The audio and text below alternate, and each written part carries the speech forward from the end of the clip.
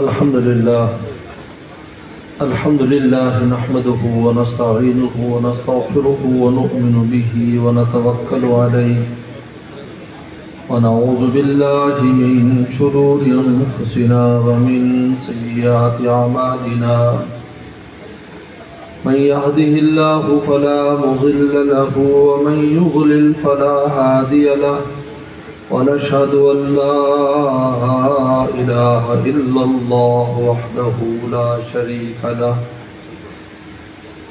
ونشهد أن سيدنا وسندنا وحبيبنا وشفيعنا ومولانا محمدا عبده ورسوله صلى الله تعالى عليه وعلى آله وأصحابه وبارك وسلم. أما بعد فأعوذ بالله من الشيطان الرجيم. بسم الله الرحمن الرحيم. إنا نحن نزلنا الذكر وإنا له لحافظون.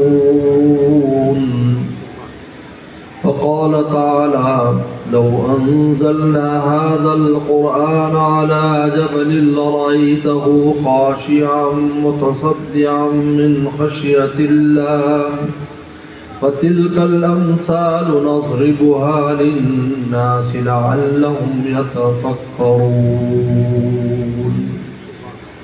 وقال النبي صلى الله عليه وسلم أشراف أمتي حملة القرآن وأصحاب الليل، أو كما قال عليه الصلاة والسلام.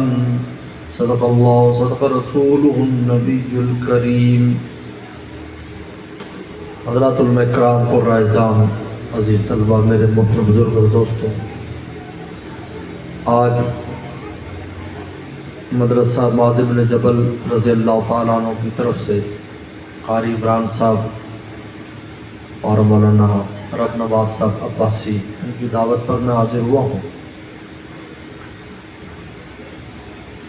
کچھ طبیعت بھی خراب ہے اور آج کل چونکہ مدارس شروع ہیں پورے بر صغیر میں بلکہ پورے عالم میں.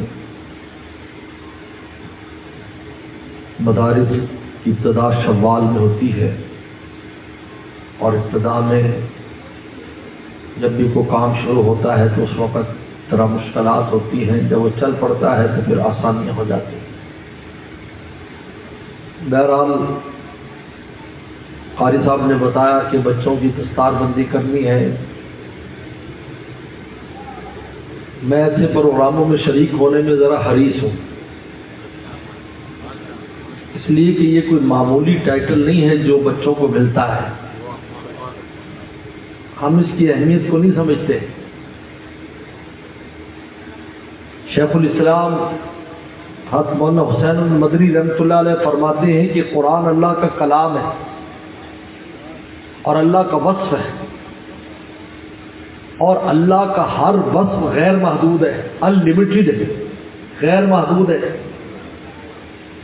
لیکن ان کی شان کرم ہے کہ ہمارے محدود سینے میں اس کو جمع فرماتے ہیں، ورنہ غیر محدود ہے. اور اللہ نے کہا لو انزلنا ھذا القرآن علی جبل، پہاڑ پر نازل کر دے برداشت نہ کر سکے. پیغمبر صلی اللہ علیہ وسلم پر 23 سال میں قرآن نازل ہوا. نزلناہ تنزیلا، تھوڑا تھوڑا کر کے ہم آپ پر اس کو نازل کرتے ہیں کیونکہ اللہ کا کلام ہے، وزن رکھتا ہے، گہرائی رکھتا ہے، غیر محدودیت کی شان رکھتا ہے. اور اللہ تعالیٰ کے اوصاف میں جتنے اوصاف ہیں ان میں سے عالی وصف جو ہے وہ کلام ہے. کیونکہ اللہ کا کلام ہوتا ہے تو فرشتے سنتے ہیں، احکام بجا لاتے ہیں. اللہ کا کلام ہوتا ہے وہی بنتی ہے، نبی پر آتی ہے اور پھر وہ دنیا کے اندر اللہ کے احکام کو رائج کرتا ہے، آگے پھیلاتا ہے. میرے دوستو، کلام الہی بہت اونچا اللہ کا وصف اور غیر محدود ہے. یہی وجہ ہے عبداللہ ابن عباس فرماتے رضی اللہ عنہما، تم پڑھ پڑھ کے دنیا سے گزر جاؤ گے لیکن اس کی لذت کبھی بھی کثرت تکرار قرار سے ختم ہونے والی نہیں ہے، اور مفسرین اور علماء اس کے سمندر میں غوطے لگا کر موتی نکالتے رہیں گے، لیکن قیامت تک موتی ختم ہونے والے نہیں۔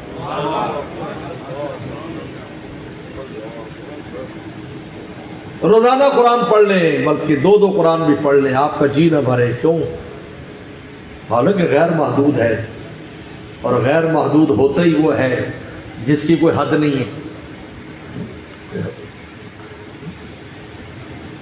یہی وجہ ہے کہ جو اللہ کے عاشق ہوتے ہیں، اللہ کا راستہ طے کرتے ہیں، کیونکہ ذات الہی غیر محدود ہے۔ دنیا سے جاتے تو یہی کہتے جاتے ہیں کہ کچھ حاصل نہ ہوا ابھی تک، بڑے سے بڑے اللہ والوں کی دیکھ لو تم۔ کیوں؟ اس لیے کہ جس سے بلپا اور عشق ڈالا ہے وہ غیر محدود ہے، طبیعت بھرتی نہیں۔ یہ تو دنیا کا عشق ہوتا ہے، 4 دن کے بعد اتر جاتا ہے، جو ہی شادی ہوئی عشق مشوقی ختم۔ لیکن اللہ کی ذات غیر محدود ہے، ذات کا عشق ختم ہونے والا نہیں ہے۔ جیسے اللہ والے نے بڑی پیاری بات کی کہ اللہ تعالیٰ کا جو عشق ہے یہ در کیا سرےدار ہمت نہ ہارے۔ یہ در کیا ہے؟ اللہ کے در پر تو عاشق کا سر پڑا رہتا ہے، وہ دار پر بھی چڑھ جائے تب بھی اپنے مولا کو نہیں چھوڑتا۔ چنانچہ صحابہ کرام کو دیکھ لیجئے، کھول سے کڑاہوں میں ڈال دیا گیا لیکن مولا کو نہیں چھوڑا۔ چمن کا رنگ تو نے سراسر خزاں بدلا، نہ ہم نے شاخ گل چھوڑی نہ ہم نے آشیاں بدلا۔ اسی اسلام کو مٹانے کے لیے، ایمان کو مٹانے کے لیے، قرآن کو مٹانے کے لیے کون سا کفر ہے جس نے زور نہیں لگایا؟ کفر مٹ گیا، لیکن قرآن بھی سالم، ایمان بھی سالم، اسلام بھی سالم، مسلمان بھی سالم۔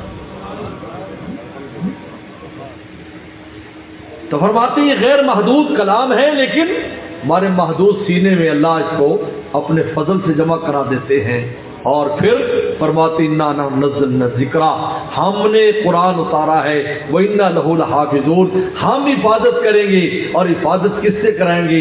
انہی کمزور بندے، خلق الانسان ضعیفا، جو انسان اپنی خلقت کے اعتبار سے کمزور ہے، ہم کمزور سے قرآن کی حفاظت کرا کر دکھائیں گے۔ اللہ یہ بتانا چاہتے ہیں کمزور وہ ہے جس کے پیٹھ پر میں نہیں، جس کے پیٹھ پر میں ہوں وہ کمزور نہیں، ہاں وہ ابابیل ہو جو خانہ کی باز حفاظت کرنے والی ہو، خواہ وہ مکڑی ہو اور جو غار سار پر بننے والی ہو، تانا بانا بننے والی ہو، خواہ وہ کبوتری ہو جو انڈے دے کر صدیق اکبر کی اور سید الانبیاء کی حفاظت کرنے والی ہو۔ کمزور وہ ہے جس کے پیچھے خدا نہیں، جس کے پیچھے خدا ہے وہ کمزور نہیں، خواہ وہ مدرسے کا طالب علم ہو یا مسکین مولوی ہو۔ اللہ فرماتے ہیں انا لہو لحافظون، ہم حفاظت کر کے دکھائیں گے، اور حفاظت بھی کمزوروں سے کرا کے دکھائیں گے ہم۔ ورنہ اس قرآن مجید کی حفاظت کے لیے بڑی بڑی مخلوق پیدا کر دیتے۔ مجھے بتاؤ، غار ثور پہ ایک جن بھیج دیتے اور جن چیخ لگاتا، جان نکل جاتی کفار قریش کی۔ نہیں، طاقتور سے کام لینا تو شبہ ہو جائے گا بھائی یہ طاقتور نہیں کیا ہوگا۔ ہم ایسا کوئی شبہ نہیں منانا چاہتے، بتانا چاہتے ہیں کہ ہم نے کیا ہے۔ چنانچہ پیغمبر السلام نے ہاتھ میں مٹھی لی اور مٹھی لے کر غزوہ حنین میں پھینکی، سب کی آنکھوں میں جا گری، کیا کہ وما رمیت اذ رمیت ولکن اللہ رما، ایک مٹھی تھی لیکن سب کی آنکھوں تک ہم نے پہنچائی ہے، ہم نے تو نسبت کی۔ انا لہو لحافظون کا ہم حفاظت کریں اور ان درویشوں سے کرائیں گے، ان مدرسوں سے کرائیں گے۔ یہ چندے پر چلنے والے جن کو معمولی سمجھتے ہیں، تو گدھے تو چندے پر چلتے ہیں۔ ہر باطل کہتے ہیں ان کے چندے بند کر دو مدرسے بند ہو جائیں گے۔ خام خیالی، خام خیالی، خام خیالی، خام خیالی۔ یہ کوئی نیا حربہ نہیں ہے، بہت پرانا حربہ ہے۔ لا تنفقوا علی من عند رسول اللہ حتی ينفضوا۔ اس وقت منافقین نے یہ کہا تھا، یہ جو صفہ میں 400 طالب علم، ایک روایت میں 80 اور ایک روایت میں 400 طالب علم جن کے مانیٹر اور جن کے بڑے حضرت ابو ہریرہ تھے جن کے امیر تھے رضی اللہ عنہ، ان طالب علموں پر کیسے خرچ ہوتا تھا؟ یہ مہمان رسول کیوں کہا جاتا ہے؟ اسی حدیث کی وجہ، حدیث ہے بخاری کی حدیث، روزانہ اعلان ہوتا تھا. فرماتے لوگوں سنو، منبر سے اعلان ہو رہا ہے رسول اللہ کے مہمان ہیں یہاں پر صفہ میں، ہے کوئی ان کو کھانا کھلانے والا؟ اگر ایک آدمی کا کھانا ہے گھر میں ایک ساتھ لے جائے، دو کا ہے تو دو ساتھ لے جائے، یعنی ایک ایسے ڈبل ہو جائے گا. تم ان کو لے جاؤ گے تمہارے کھانے میں برکت ہو جائے گی. چنانچہ واقعہ لکھا ہے، بخاری کی حدیث ہے یہ. ایک دن سیدنا صدیق اکبر رضی اللہ عنہ فرمایا کہ آپ میرے ساتھ کچھ لوگ بھیج دیں، آج گھر میں کھانا بنایا. طالب علم گئے، 15 16 یا 18 طالب علم تھے. یاد رکھو سیدنا صدیق اکبر رضی اللہ تعالیٰ عنہ ان صفہ کے طلبہ کے چھوٹے استاد تھے. بڑے استاد رسول اللہ خود تھے اور چھوٹے استاد ان کو صدیق تھے. ان کے حوالے کے بھائی ان کو دیکھو، کسی کی گردان سننی ہے، کسی کا سبق سننا ہے، کسی کو مسئلہ سمجھانا ہے، تو نیابت کرتے تھے استادی میں بھی معلمیت میں بھی. یاد رکھو ان صحابہ کرام کو اور سیدنا صدیق اکبر رضی اللہ عنہ کے پاس جو حضور صلی اللہ علیہ وسلم کے راز تھے اور باتیں تھیں وہ کسی صحابی کے پاس نہیں تھے. اس لیے آپ نے خود فرمایا، جس کو امام غزالی نے نقل کیا، ما صب اللہ فی صدری الا صببت فی صدر ابی بکر، اللہ نے جو میرے سینے میں اڈیلا میں نے ابو بکر کے سینے میں اڈیل دیا. اس لیے ان کا مقام بہت اونچا تھا. ان کا مقام قربانیوں کی وجہ سے نہیں، قربانیاں تو بہت تھیں، فرمایا اس وجہ سے ہے جو ان کے سینے میں جو دولت تھی نا اس کی وجہ سے. اور دولت کب ظاہر ہوئی؟ جب دنیا سے رسول اللہ گئے تب وہ دولت ظاہر ہوئی اور آپ نے سارے صحابہ کو سنبھالا. اور جب کہا پتا چلا کہ ایک منکر ختم نبوت پیدا ہو گیا رسول اللہ کے دور میں ہی، آپ نے فرمایا کہ نکلو اس کے علاج کے لیے. صحابہ نے کہا ابو بکر کیا کرتے ہو، کیا کرتے ہو؟ تو مسلمہ کذاب کے خلاف ان کو بھیجو گے، مدینے والوں کو مدینہ ننگا ہو جائے گا. انہوں نے کہا کوئی بات نہیں میں اکیلا جاؤں گا. تلوار لے کر نکل پڑے. اتنا اعتماد اپنی ذات پر تھا. کیوں؟ اس لیے کہ غار ثور میں وہ آیت نازل ہو چکی تھی، ان اللہ معنا، اللہ ہمارے ساتھ ہے، اور ہمارے ابو بکر بھی شامل تھے. میرے ساتھ نہیں کہا. ایک نقطہ سمجھ لیں، اہل علم بیٹھے ہو، سمجھدار لوگ بیٹھے ہو. موسیٰ علیہ السلام قوم کو لے کر چلے سمندر کی جانب، پیچھے سے فرعون دوڑا، آگے سمندر، گھبرا گئے. کیا ان معی ربی سیہدین، میرے ساتھ میرا رب ہے. قوم کو شامل نہیں کیا کیونکہ اس قابل نہیں تھی کہ ان کو ساتھ شامل کرتے. لیکن یہاں ان اللہ معنا، اے ابو بکر فکر نہ کر، میرے ساتھ بھی اللہ، تیرے ساتھ بھی اللہ. اللہ معنا. نکل پڑے. صحابہ کہتے ہمارے سینے کھل گئے. نے کہا ابو بکر زندہ رہے اور آپ کے ختم نبوت پر کوئی ڈاکہ ڈالے. آج بہت سے بیوقوف ہمارے نوجوانوں کے بیوقوف بناتے ہیں کہ یہ آج کل کے مولویوں کا چلا ہوا مسئلہ ہے. میں کسی ملک میں تھا، سفر کر کے آتے ایک ملک میں، درمیان میں کسی ساتھی نے کہا کہ حضرت ہمارے یہاں ایک دن کے لیے ٹھہر جائیں. میں اس ملک میں اتر گیا. مجھے معلوم نہیں تھا، مشکل لوگ تھے، انہوں نے دعوت میں بلائے.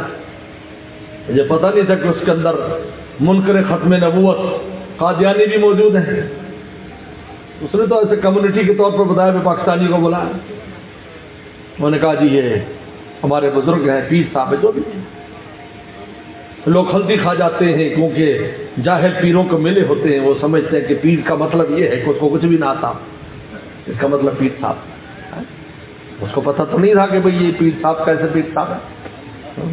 ہمارے ہاں پیری علم کے ساتھ ہوتی ہے، بغیر علم کے نہیں ہوتی. یہ فرق ہے. کس نے کہا جی تمہاری دوسری پیری میں کیا فرق ہے؟ میں کہ یہاں علم کے ساتھ ہے. علم روشنی ہے اور عشق پٹرول ہے. گاڑی میں جب دونوں چیزیں ہوتی ہیں تو پھر وہ چلتی ہے اندھیرے میں بھی. اور وہاں چلو مانتے عشق ہے لیکن روشنی نہیں ہے، سناتے گمراہی کی باتیں کرتے ہیں. ان کے مرید بھی ان کے ساتھ کرتے ہیں اور وہ خود انہیں پتہ بھی نہیں ہوتا یہ جائز ہے یا نہ جائز ہے. مجھے خود ایک بہت بڑے پیر صاحب نے کہا، بہت بڑے گدی نشین تھے، میرے پاس آئے اور دیکھا کہ میں بخاری شریف کا کام ہو رہا تھا، وہاں پر طلبہ کے ساتھ میں کام کر رہا تھا کوئی لکھنے پڑھنے کا. تو میرے پاس آئے، کسی نے کہا یہاں بزرگ ہیں، پیر صاحب ہیں، وہ خیر میرے پاس ملنے کے لیے آئے. میرا کام دیکھ کر کہنے لگے جی دیکھو جی ہمارا مرید کچھ کرے گا ہم خوش ہوں گے، یار ہمیں خوش کر رہا ہے، لیکن آپ تو یہاں کسی کو اجازت نہیں دیں گے، آپ تو علم والے ہیں، آپ تو جوتے مارے گئے. مرید خود بھی گمراہ ہوتا ہے، مجھے بھی گمراہ کرتا ہے. تو کہتے جی یہ فرق ہے. خیر بات چھڑ گئی مجھے نہیں پتا تھا اندازہ، لیکن اس نے کہا ایک آدمی معزز بنا بیٹھا تھا، اس نے کہا کہ جی یہ 14ویں صدی کے مولویوں نے ختم نبوت کا مسئلہ نکالا ہے. ایسے بات میں حیران ہو گیا، بھائی گفتگو کسی اور موضوع پر تھی، لیکن ایسے بدماش ایسی کوشش کرتے کہ ایسی بات کر دے تاکہ سارے پریشان ہو جائیں. خیر میں سمجھ گیا. میں نے کہا ایک بات کا ذرا جواب دینا، یہ سیدنا صدیق اکبر رضی اللہ تعالیٰ عنہ جن نے سب سے پہلے منکر ختم نبوت کے خلاف فوجیں بھیجی، یہ کون سے صدی کا تھا؟ بس یہ بتا دینا آپ. اب یقین مانے ایسی بولتی بند ہوئی. میزبان کہنے لگا جی کھانا شروع کرو جی، ماشاءاللہ بڑی دیر ہو گئی، بڑی حضرت کا لفظ کھانا شروع کرا. میں کہ تھوڑی جی اگے گل تو کر لیں دے.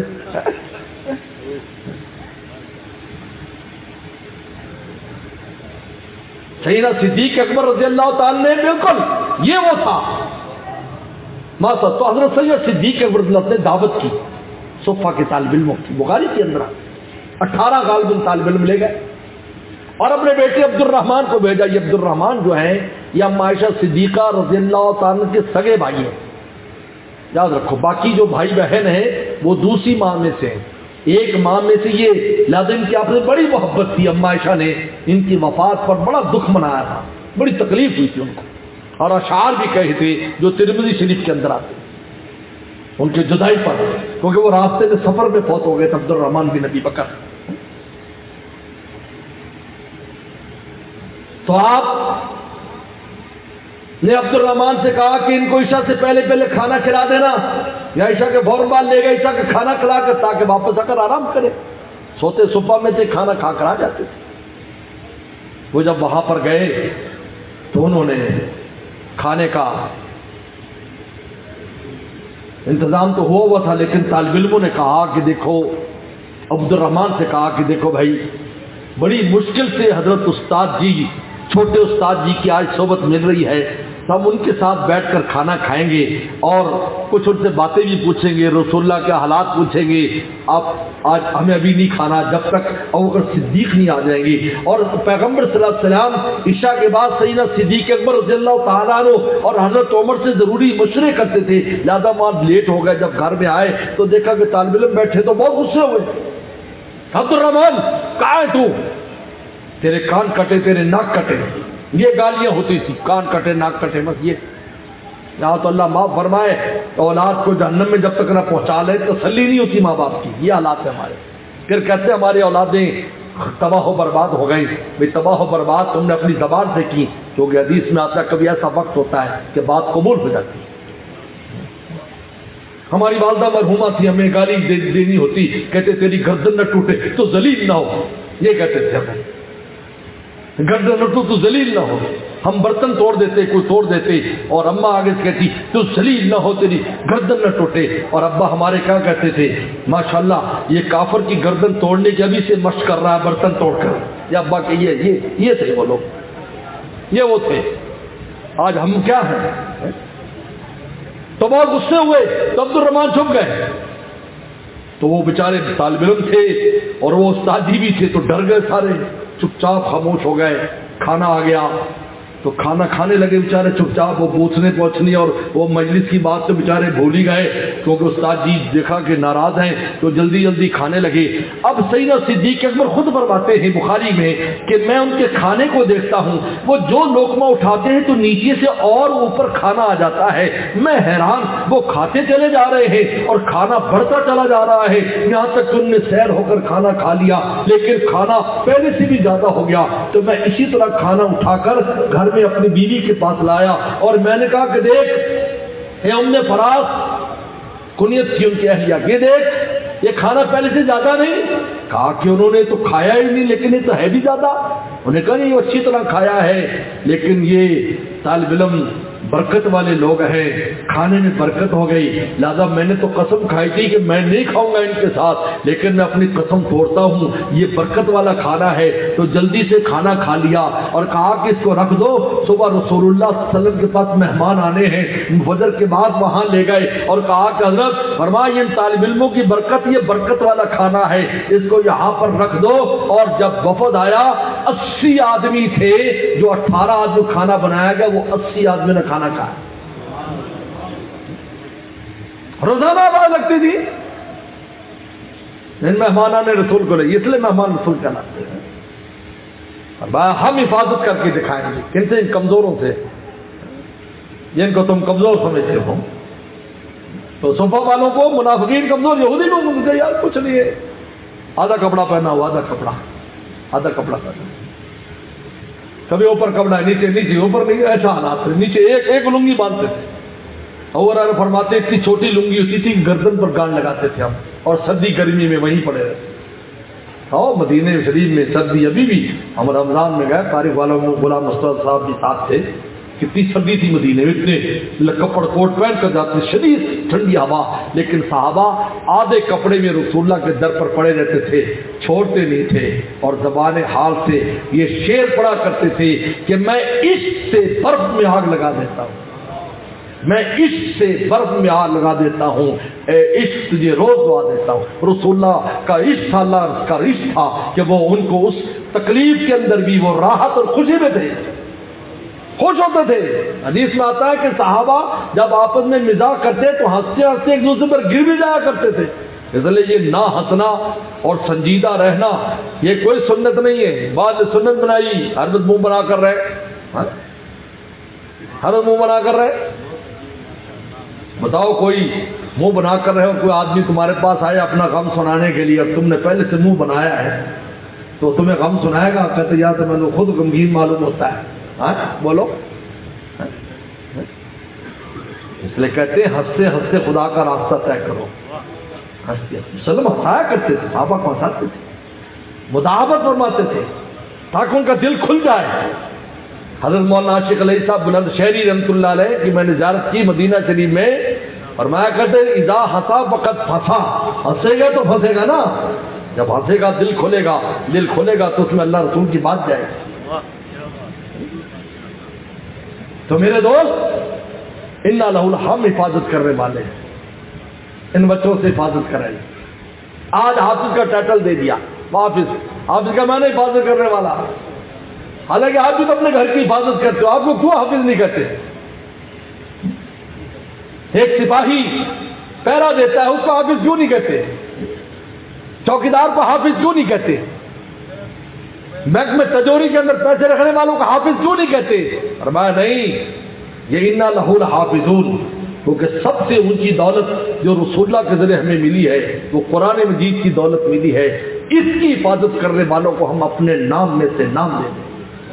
حافظ کا ٹائٹل ہے، آج سے یہ اللہ تعالیٰ کی فوج میں داخل ہے، یہ حفاظت ہے اصل میں، یہ کتاب سے نہیں، اسے لکھی ہوئی دین سے، یہ تو ختم بھی ہو جاتی ہے۔ اور بہت سے ملک ایسے جہاں ہے ہی نہیں، افریقہ کے ملکوں میں جاؤ کتاب نہیں ہے، قرآن مجید کے نسخے نہیں ہے، زبانی کلامی ہوتا ہے وہاں۔ عجیب بات، استاد لکھتا ہے تختی کے اوپر زبانی لکھتا ہے، وہ پڑھ لیتے ہیں پھر وہ مٹا دیتا ہے، پھر جس طرح پہلے زمانے میں تختیاں پر لکھتے تھے اور مٹاتے تھے، کیونکہ ان کے پاس اتنے وسائل نہیں ہیں۔ اب ہمارے ایک دوست ابھی سعودیہ میں، ہمارے ایک دوست ہے، وہ افریقہ کے ملکوں کا چکر لگایا تو پتہ چلا کہ نورانی قاعدہ بھی نہیں ہے ان کے پاس، نورانی قاعدہ۔ ہم تو خدا کا شکر ادا نہیں کرتے کہ ہمارے یہاں استاد، ہمارے یہاں مدرسے، راحتیں موجود ہیں، پھر بھی اپنے بچوں کو دینی تعلیم نہیں دلاتے۔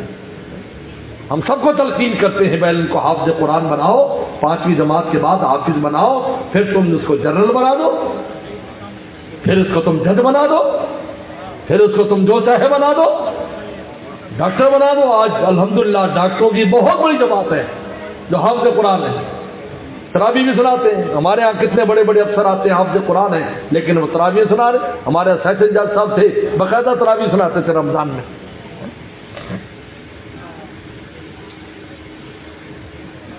کتنے آسان ہے، تو انہوں نے چکر لگایا کہ نورانی قاعدہ بھی نہیں، نورانی قاعدہ، یہ نورانی قاعدہ سے تو ابتدا تھی کہ اللہ تعالیٰ نے نورانی قاعدہ لکھنے والے کو ایسی قبولیت دی ہے کہ ہر بڑے سے بڑے عالم کی جڑ میں نورانی قاعدہ ہے.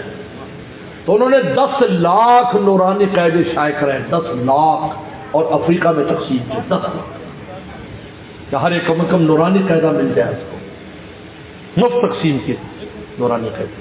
یہ حالات ہے. لیکن اللہ نے ہمیں بڑی سہولتیں دی، بڑی آسانی ہے. یاد رکھو ہمارے ملک کی شان یہ دینی تعلیم ہے. یاد رکھو یہ دینی تعلیم ہے. ہمارے نظریات کی حفاظت علماء کرتے ہیں، مطلب ورنہ تو پتہ نہیں کہ ہم کیا کرتے ہیں، ہمارا کیا حال ہوتا اگر یہ علماء کی جماعت نہ ہوتی، یہ مدرسے نہ ہوتے، یہ قرآن مجید نہ ہوتا. آج جو اللہ فضل فرماتے اس ملک کے اوپر، آج اس وقت دیکھے، میں نے رمضان میں بھی کہا، بھی کہتا ہوں، آپ نے رمضان گزارا، آپ کو کوئی تشویش ہوئی؟ بولو، کوئی تشویش ہوئی؟ بڑے بڑے ملک پورا عربستان متاثر تھا، افغانستان، ایران سب متاثر تھے، حالانکہ رمضان تھا، لیکن اطمینان سے روزے بھی رکھ سکتے تھے، تراویح نہیں پڑھ سکتے تھے. لیکن آپ کے ملک کے اللہ نے ایسی اس کی حفاظت کی کہ آپ نے اطمینان سے روزے بھی رکھے، آپ نے تراویح بھی پڑھی، عید بھی اطمینان کے ساتھ منائی. یہ اطمینان قلبی سے بڑھ کر کون سی نعمت ہے؟ ایسے ساری دولتیں، ساری محنتوں کا جو خلاصہ ہے وہ اطمینان قلبی ہے. اگر ایک آدمی غریب ہے اس کو اطمینان قلبی حاصل ہے. مجھے لطیفہ یاد آتا ہے کہ ایک آدمی کشتی چلاتا تھا، کشتی، تو اس کشتی کو دریا پار کرنے کے لیے کوئی وزٹ کے اوپر گیا ہوا تھا، بہت بڑا ماہر معاشیات کا ماہر. انہوں نے کہا بھی کشتی ادھر لے جانی ہے، تو وہ حقہ پیتا تھا، تھوڑی تھوڑی دیر گڑگڑا لیتا اور کشتی کو دھکیل رہا تھا. جب وہاں پہنچ گیا تو اس نے کہا کہ یار تم کیا کرتے ہو؟ انہوں نے کہا وہ کشتی چلاتا ہوں صبح شام تک یہاں پر. انہوں نے کہا میں تمہیں بتاؤں، تم اگر اور کشتی بنا لو، اور کشتی بنا لو، بحری بیڑا بن جائے گا. وہ چلتے چلتے اس نے بحری جہاز کا اس کو مالک بنا دیا کہ تیری کمپنی بن جائے گی، پھر پوری دنیا میں سامان لے جاؤ گے. وہ ماہر معاشیات بولتا رہا، اس کو لینے دیتا رہا، اور وہ حقہ گڑگڑاتا اور سنتا رہا، حقہ گڑ سنتا رہا. انہوں نے کہا جی پھر کیا ہوگا؟ کہ پھر تم چین کی زندگی گزارو گے. اس نے پھڑ کیا، پھونک کیا. انہوں نے کہا اب بھی تو چین مجھے حاصل ہے، تو اتنی بڑے پنگا کرنے کی کیا ضرورت ہے؟ اصل تو اطمینان قلبی ہے. آپ کو اللہ تعالیٰ نے، میں کہتا ہوں یہ اس دین کی برکت سے، ان مدارس کی وجہ سے، ان اللہ والوں کی وجہ سے، ان خانقاہوں کی وجہ سے، ان تبلیغی مراکز کی وجہ سے، ان دینی محنتوں کی وجہ سے آپ کے ملک کی اللہ حفاظت کرتے ہیں. جنرل آصف صاحب نے علماء کا اجلاس بلایا تھا واقعات کے بعد اسلام آباد میں، ہمارے بہاول نگر سے بھی کوئی گئے تھے. تو انہوں نے پہلا لفظ یہ کہا کہ ہم نے تو سنا تھا کہ بدر میں، ہم نے تو پڑھا ہے کہ بدر میں فرشتے آئے تھے، لیکن یہ جو انڈیا کے ساتھ ہماری جنگ ہوئی اس میں بھی ہم نے کھلی خدا کی مدد دیکھی، ورنہ ہم سوچ بھی نہیں سکتے کہ ہم ان پر غالب آ سکتے ہیں. یہ کیا ہے؟ یہ انما تنظرون انما تنصرون وترزقون بضعفائکم. بخاری میں آتا ہے کہ تم اپنے کمزوروں کی وجہ سے تمہاری مدد بھی کی جاتی ہے، تمہیں رزق بھی دیا جاتا ہے. کمزور یہ طبقہ ہے جو رات دن قرآن پڑھنے میں، قرآن نے خود کہا کہ یہ وہ طبقے ہیں، یہ وہ لوگ ہیں جو صفا میں بیٹھے ہیں، لا یستطیعون ضربا فی الارض، یہ کہیں جا کر کما نہیں سکتے. یاسم الجاہل اغنیاء، جاہل ان کو غنی سمجھتا ہے کہ وہی اگر محتاج ہوتے تو کہیں کماتے، تو یہ تو مدرسے میں بیٹھے رسول اللہ کے در پر. لیکن تعریفوں بھی سیما ہوں، لیکن محبوب آپ پہچان جاتے ہیں کہ یہ فاقے سے ہیں، آپ پہچانتے ہیں. لوگ تو ان کو غریب سمجھتے ہیں لیکن کہیں جا نہیں سکتے. یہ کمزور طبقہ ہے. انما ترزقون تنصرون بضعفائکم. اس لیے بہرحال میں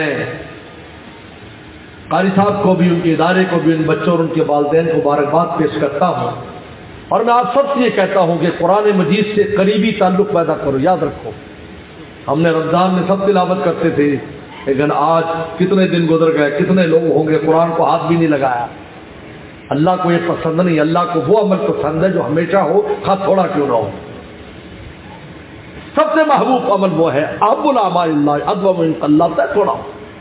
اگر رمضان میں تم پارا 2 پارے پڑھتے تھے تو اب 1 رکوع ہی پڑھ لیا کرو، تاکہ قرآن سے روزانہ ملاقات تو ہو۔ حدیث شریف میں آتا ہے کہ قیامت کے دن جب آدمی قبر سے اٹھے گا اور اس کو ہولناکی دیکھ کر میدان محشر کی وہ گھبرایا ہوگا، تو خوبصورت ایک انسان آئے گا جس میں سے خوشبو پھوٹتی ہوگی، اس کا حسن دیکھ کر خوشبو سون کر آدمی اس میں مبہوت اور گم ہو جائے گا، بھول جائے گا کہ بھئی میں کس جگہ پر ہوں۔ تو کہا بھئی تو کون ہے؟ کہا میں قرآن ہوں، دنیا میں تو میرے ساتھ تو نے دوستی نبھائی، آج میں اپنی دوستی نبھانے کے لیے آیا ہوں۔ ایک تو خود قرآن سے تعلق پیدا کرو، اپنے بچوں کو، اگر بچے بڑے ہو گئے پوتوں نواسوں کو قرآن مجید کی تعلیم دلاؤ، یہاں سے شروع کرو۔ تعلیم اصل ہے ہی قرآن سے شروع ہوتی۔ صحابہ اکرام پہلے قرآن حفظ کرتے تھے، بچے بھی عورتیں بھی، صحابیات میں بہت حافظہ تھی، ہماری مائیں حافظہ تھی سر، امہات المومنین عائشہ صدیقہ حافظہ تھی۔ مان لو کہتے بچیوں کو تعلیم نہ دو، بھول جاتی ہیں وہ بھائی، اور بولنے میں تو لڑکے زیادہ بول رہے ہیں لڑکیوں سے، کیونکہ ہر وقت موبائل سے کھیلتے ہیں، حافظ بننے کے بعد بول جاتے ہیں۔ یہ نہیں ہے کہ تم اس حضر کی وجہ سے، ایسا کچھ نہیں ہے، یہ سب کے لیے قرآن مجید ہے، اللہ نے سب کو سینہ دیا ہے، حافظات بھی ہیں اور حافظین بھی ہیں، سب کو اللہ نے سینہ دیا ہے، سب کے لیے دولت ہے۔ ان کو آپ پہلے حافظ بناؤ، 2-4 جماعتیں پڑھاؤ، بڑا ہو جائے ذرا، پھر قرآن مجید پڑھاؤ، اس کے بعد آپ عالم بناؤ، مفتی بناؤ، اللہ والا بناؤ، ڈاکٹر بناؤ، جی میں جو دے بناؤ، بلکہ حفاظت کرتا ہے قرآن، ان کی حفاظت کرتا ہے۔ عجیب بات ہے، قرآن حفاظت کرتا ہے۔ ہم نے دیکھا ہے یونیورسٹی کالجوں میں جو بچے حافظ بن کے گئے یا بچیاں، وہ اپنی حفاظت کرتے ہیں، یار میرے سینے میں قرآن ہے، دوسروں کی طرح نہیں ہے کہ وہ ڈشوں کے اندر لگ جائے، ویسے ہو جائے۔ ابھی ایک غیر ملک سے ایک نوجوان بچے نے مجھے چند دن پہلے فون کیا، یونیورسٹی کے اندر پڑھتا ہے لیکن حافظ قرآن ہے، میرے ساتھ تعلق بھی ہے، کبھی میسج انگریزی میں مجھے میسج کر کے کیا کہتا ہے، غیر ملک کی یونیورسٹی میں پڑھ رہا ہے، انگریزوں کے ہاں۔ کہا میرے ساتھ جو ساتھی ہیں وہ کہتے ہیں کہ تو نے کبھی کسی لڑکی کے ساتھ کھل کر بات نہیں کی جیسے ہم کرتے ہیں چسکے لے کر، تو تجھے تو پتہ ہی نہیں ہے کہ پھر عورتوں کے ساتھ کیسے زندگی گزارنی ہے، کیونکہ تو نے کبھی ایسی بات نہیں کی۔ اندازہ کیجئے ایسے ماحول میں ایسا بچہ جو یونیورسٹی پڑھ رہا ہے وہ کسی لڑکی کے ساتھ اس طرح چسکے کی بات نہیں کرتا جس طرح عام اس کے ساتھی کر رہے تھے، اور ساتھی منطق کیا کر رہے ہیں کہ ہمیں تو پتہ ہے لڑکیاں کیسی ہوتی ہیں، عورتیں کیسی ہوتی ہیں، تو یہ تو معلومات بھی کچھ نہیں ہے، تو بالکل جاہل جٹ ہے۔ تو مجھے وہ کہہ رہا ہے کہ یہ واقعی یہ میرے اندر کوئی کمی ہے، میں کہ نہیں، یہ تیرے اندر کمال ہے، یہ تیرے اندر کمال ہے۔ پھر مجھے والد صاحب کی ایک واقعہ یاد آیا، والد فرمایا ایک شہر میں ساروں کے ناک کٹے ہوئے تھے، وہ رواج تھا ناک کاٹنے کا، تو ایک ناک والا بیچارہ وہاں چلا گیا، تو بتاؤ ناک ہونا کمال ہے اور کٹنا عیب ہے، تو سب نے اس کا نام رکھ دیا ناکو ناکو ناکو، یعنی اس کے کمال کو عیب بنا دیا اس ماحول نے۔ تو میں نے کہا بھائی یہ کمال ہے بیٹا کہ تو یونیورسٹی میں ہو کر بھی ان چیزوں سے ناواقف ہے، کیوں؟ میں کہ تیرے سینے میں جو کتاب ہے وہ تیری محافظ ہے۔ بس میں اسی پر بات کرتا ہوں، بات سمجھ میں آ جانی چاہیے، خود بھی قرآن سے تعلق لگاؤ، اپنے بچوں کی اگر حفاظت چاہتے ہو تو اس زمانے میں، خراب زمانے میں، ان کے سینے میں قرآن ڈالو، وہ ان کی حفاظت بھی کرے گا اور ان کو دینی دنیاوی دونوں ترقیاں دے گا، دونوں طرف۔ ابھی ایک یونیورسٹی کے آئے ہوئے تھے، انہوں نے کہا کہ جو ہمارا تجربہ ہے جتنے حافظ قرآن بچے آتے وہ اتنی ترقی کرتے ہیں کہ دوسرے اسٹوڈنٹ ان کو نہیں پہنچ سکتے۔ بس اللہ مجھے آپ کو عمل کی توفیق عطا فرمائے۔ وآخر دعوانا ان الحمد للہ رب العالمین۔ اللهم لك الحمد كما انت صلی علی محمد كما انت وفل بنا كما انت انك انت التقوى والمغفرة۔ ربنا ظلمنا انفسنا وان لم تغفر لنا وترحمنا لنكونن من الخاسرين۔ اللهم انا نسألك الهدى والتقى والعفاف والغنى۔ اللهم اصلح عاقبتنا في الامور كلها واجرنا من خزي الدنيا وعذاب الاخرة۔ یا اللہ اس پروگرام کو قبول فرما۔ یا اللہ قرآن مجید کی نسبت سے پروگرام ہے، یا اللہ ہم سب کو جتنے بھی شرکاء ہیں ہمیں بھی شرف قبولیت نصیب فرما۔ جن بچوں نے قرآن مجید مکمل کیا ہے پوری زندگی اس دولت کی حفاظت کی توفیق عطا فرما، اور ان بچوں کو والدین کے لیے، مدرسے والوں کے لیے، استادوں کے لیے، عزیز و اقارب کے لیے صدقہ جاریہ فرما۔ یا اللہ اس مدرسہ معاذ بن جبل، یا اللہ ان کی دن دگنی رات چوگنی ترقی عطا فرما۔ اللہ قاری عمران صاحب کو اور ان کے تمام رفقا کو اور محنت کے ساتھ تندہی کے ساتھ کام کی توفیق عطا فرما۔ یا اللہ جتنی بھی دینی مدارس ہے ان سب کی خوب حفاظت فرما، خوب ترقی عطا فرما۔ یا اللہ تمام مدارس شروع ہو رہے ہیں، اس عافیت کے ساتھ ان کی ابتدا فرما، عافیت کے ساتھ یا اللہ ان کے تعلیمی سال کو مکمل فرما، اور ہر قسم کے شر اور فتنے سے محفوظ فرما۔ ہمارے ملک پاکستان کی خوب حفاظت فرما، عالم اسلام کی حفاظت فرما۔ یا اللہ ہر مسلمان کی حفاظت فرما، پاکستان کی سرحدات کی بھی حفاظت فرما، پاکستان کی نظریات کی بھی حفاظت فرما۔ یا اللہ مدارس، مساجد، خانقاہیں اور تبلیغی مراکز کی خوب حفاظت فرما، آفت دارین نصیب فرما۔ یا اللہ جتنے بچے بچیاں یا اللہ اس ادارے میں یا دینی اداروں میں پڑھ رہے سب کو کامیاب فرما۔ یا اللہ ہمارے مرحومین مرحومات کی مغفرت فرما، بیماروں کو شفا عطا فرما، پریشان دوستوں کی پریشانی دور فرما، رزق کی تنگیوں کو دور فرما، قرضوں کے بوجھ کو دور فرما، 100% آپ کا بن جانے کی توفیق عطا فرما۔ ہماری دعاؤں کو شرف قبولیت نصیب فرما، ہر ایک کی حاجت کو پورا فرما۔ ربنا تقبل منا انک انت السمیع العلیم۔ صلی اللہ تعالی علی خیر خلقہ محمد و آلہ وصحبہ اجمعین۔